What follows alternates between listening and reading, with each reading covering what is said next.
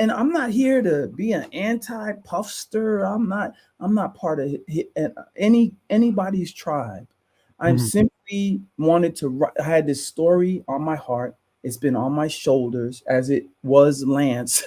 Right. And he's just as proud, I'm sure, of this book as I am, because it tells it includes him. But also I needed to get it off my shoulders, man. I'm a fiction writer.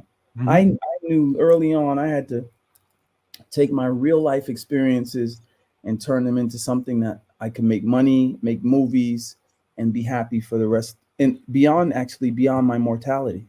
My my legacy would live beyond me living. So Mhm. that's my whole agenda right now.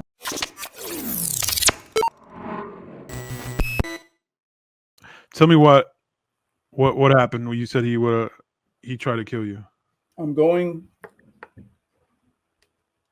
from Westchester to Harlem to different nightclubs, picking up money.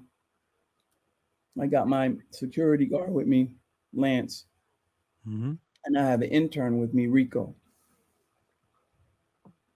And we go to a club called PJ's in Harlem. We go to Wells. We go to Perks.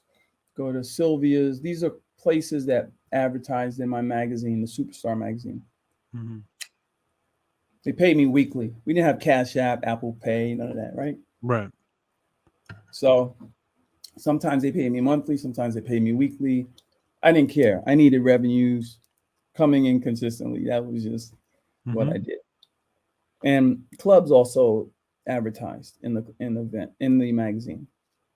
Anyway, we're heading we in Perks now, and we see there was a Perks or PJs. There was a promoter of Death Row East. They were starting Death Row East, and he had T-shirts. But your question was about Death Row East? That night they gave me they were giving out. The guy had a few T-shirts, and broadly it said Death Row East on it. You Okay. know, the guy said the guy, when he gave us the T-shirts, he says we're starting Death Row East. You understand? Mhm. So he's giving these T-shirts out, and I threw one on, not cognizant of the East Coast West Coast beef. I knew about it, but it didn't affect me. I wasn't, you know what I mean? I wasn't a Right. player in it, if that makes sense. So I felt like, okay, I'm wearing this shirt. Okay, I mean, I'll promote it. I would promote anything back then. To be honest with you, I was just out there to get paper. Right. Right. I didn't know how this was going to help me, but he did say, "Hey, maybe we can work together." Shit like that. You know how they talk, just to Mhm. get you to wear the T-shirt. And so I was wearing the T-shirt that night. Now we're going downtown Manhattan. We're heading downtown, and we go downtown Manhattan, and we go to a club called Downtime. And Downtime, um, there was a parking space across the street, Mhm. which is like the only parking space. So I grabbed it. I mean, all the other spaces were taken. Manhattan parking is. I'm surprised I got a spot. Right. Terrible. There's a line of people outside.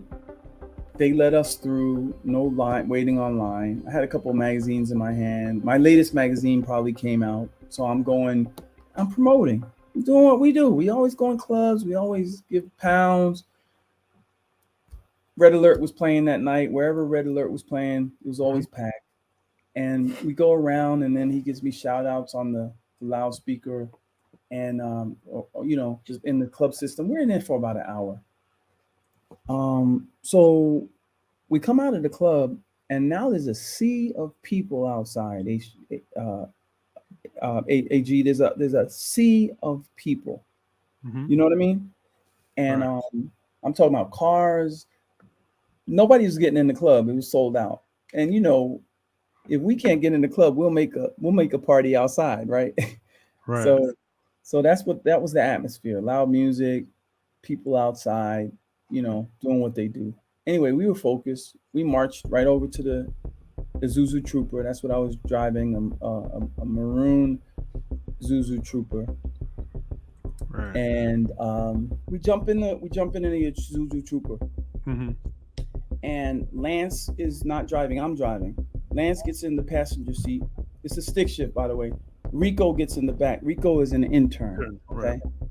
Okay. He's also a fan, and we learned that night. Okay.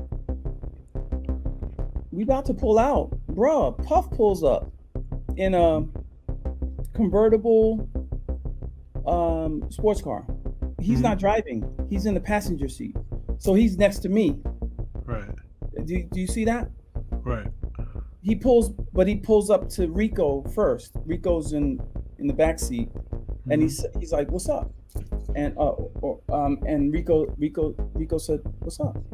And then he pulls up further, and he looks almost around me, and he said, "What's up?" to Lance. And Lance says, "What's up?" And then he looks at me. He's like, "What's up, bitch?" That's exact, like word for word. And but my adult eyes, and I was in my 20s, but in my adult eyes, yeah, I was in my 20s, my late 20s. My adult eyes, I'm looking at me coming out of this club, bright lights, security, whatever, my guys with me. Right. And I'm wearing Death Row East. And we know the temperature between East and West Coast was crazy, right? Right. So for me, I think he saw me already as an enemy. And now I was maybe down with Death Row East, right? Promoting them. And so that, just trying to give you some perspective from my eyes now. But still, I didn't do nothing physical to him. I didn't attack him. I didn't, whatever it was, you know what I mean? Yeah. Rappers, they rap and claim all of this shit on record. It never comes off record, bro. Right? Right. Tell me if I'm wrong. Rappers always talking shit, rap beef, Jay-Z and Nas. Right. It never comes off the record. This is way different, bro. I'm as real as rap gets when it comes to this shit here. So when he says, "What's up, bitch?" The first thing I immediately said, "Yo, Puff, keep your negativity to yourself. I don't want nothing to do with that shit. You got issues." And he did.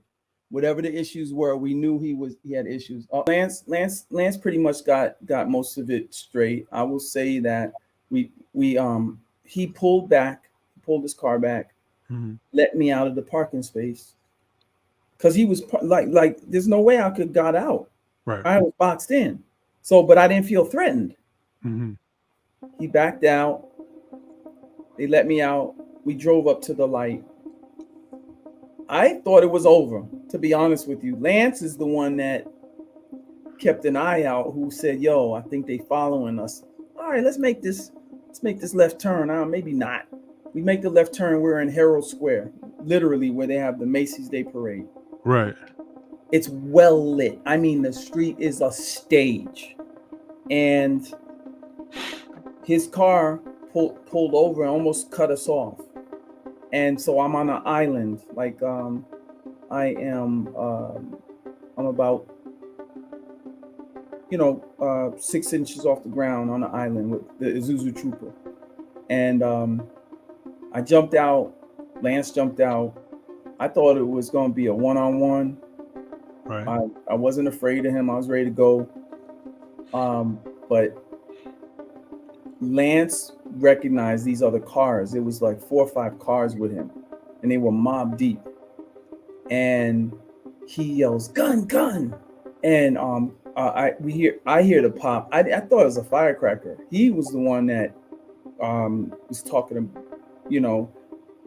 he was the one that's trained in guns. Lance. And this is all in the middle of Herald Square. Go ahead, continue. I'm sorry. And so when he yelled that, he told me jump back in the car. Like this all happened, boom, boom, boom, boom, right? I jumped back in the car in the Isuzu Trooper, and that's a horse for me. That thing is a horse. So I jumped over the island, and now we're going down one-way street. A lot of adrenaline. You know, got cars chasing us. Again, like he said, we were on two wheels at one point. You know, just like literally could have flipped the whole truck. It was a scary moment, bro. Before You you know, go on, I'm sorry to stop you, but when they said gun, when Lance said gun, did you see a gun in Puffy's hand? oh no, I don't think Puff had a gun. Oh no, he would have shot me because I was right. I was getting ready to go head to head. No, there was no. He didn't have no gun. He didn't have no gun. So no. So one of the goons had the guns, I'm guessing. Goons. I'm not calling them goons. I'm calling them dick suckers. Right. Nah. They stood to gain nothing from being with him. They would just be around him because of the fame and the money. You see them now. They all up on YouTube. right. That solidarity, unit. There's no unity there. Nobody give a fuck about him. He's not paying them. He's in a different world now. So, yeah, man. Yeah, it was them. It wasn't him. At the time that had any gun. I didn't never feel no threat of a gun. I don't think I would have faced that. I think I would have been smarter. Lance wasn't carrying that night, and Lance carries. It's just coincidental. He wasn't carrying. If he was, it would have been worse. We would have been the story before the J-Lo Shine event. But did you see him wave or gesture to his Puff gesture to his guys to shoot you? Nope, or I didn't see that. So if you're saying like, I'm just trying to paint the picture clear for the people. That's all. Yeah. So I'm not saying Puffy said get him, nothing like that. But who could say? Who could say if first of all, were they following me from Harlem? I don't know. Second of all, like, okay, so maybe they were outside. He couldn't get in the club, so they were part of that whole thing, right? Where they couldn't get in the club and they were just making it do what it do in the street. But then I come out. Now I'm on stage, and he decides, like, a switch flipped. Maybe that was a trigger for him. Right. And now instead of staying there and partying and being seen by the way, the top was down on the convertible, right? It was him. You could see who, it's Puff. Right. Yeah, man. I'm sorry, but this whole thing is kind of crazy for shots to ring out in Herald Square, especially if we're talking about. Oh, well, wait, it's like 1 or 2 in the morning though. Oh, okay. It's not busy at all.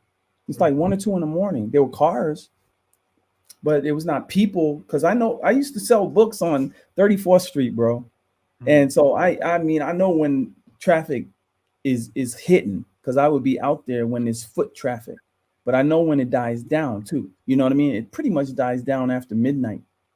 Right. And so no police presence. Saturday night. No business. No police presence. No businesses open.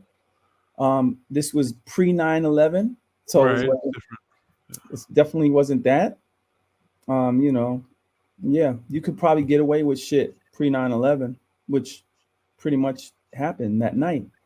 I didn't go to the police, bro. That wasn't, again, male ego, young, black. We ain't going to police about this. We're gonna take care of this ourselves. You know what I mean? Like, that's the state of mind.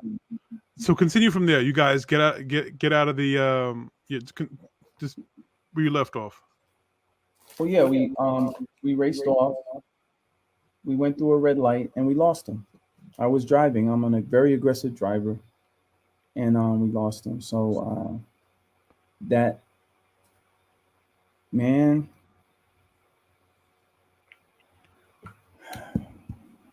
it was gonna get ugly from there. It was gonna get ugly. And see, I lived in New Rochelle on North Avenue. Right. And Misa lived on North Avenue. Just pretty much blocks away. She lived over across the street from Waikagill Country Club. I lived across the street from New Rochelle High School. I'm telling you, anybody know New Rochelle, you look that up on a map, you'll see we weren't far apart. So I knew where the kids were dropped off, picked up, where the liaisons. I mean, these are things that I knew simply because I lived in the neighborhood.